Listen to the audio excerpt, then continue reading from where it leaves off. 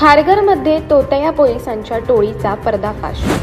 स्वस्त सोन्याच्या बहाण्याने सांगलीतील व्यापाऱ्याला खारघरमध्ये बोलवून पोलीस असल्याची बतावणी करत त्याच्या जवळची 13.25 लाखांची रोकड लुटणाऱ्या टोळीचा नवी मुंबई गुन्हे शाखेने यशस्वीरित्या छडा लावला आहे। या प्रकरणी पोलिसांनी तिघांना अटक केली असून त्यांच्याकडून गुन्ह्यात वापरलेली कार, दुचाकी आणि रोख रकमेसह एकूण 15,14,000चा मुद्देमाल जप्त केला आहे। या टोळीत सहभागी असलेल्या इतर आरोपींचा पोलिसांकडून शोध घेण्यात येत आहे।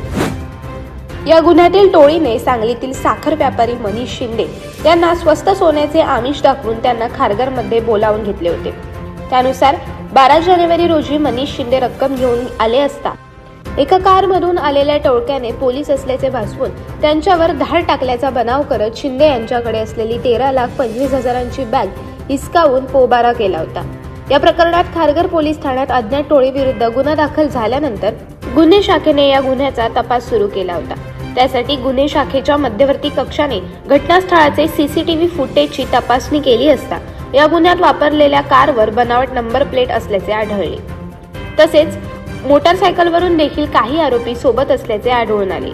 त्यानंतर गुन्हे शाखा मध्यवर्ती कक्षाने तांत्रिक विश्लेषणाद्वारे विशाल तुपे, रोहित शेलार आणि मनोज भंडारी या तिघांना नवी मुंबई व कल्याण परिसरातून अटक करत त्यांच्या ताब्यातून दुचाकी तसेच विविध कंपन्यांचे मोबाईल आणि रोख असा एकूण 15,14,000चा मुद्देमाल जप्त केला।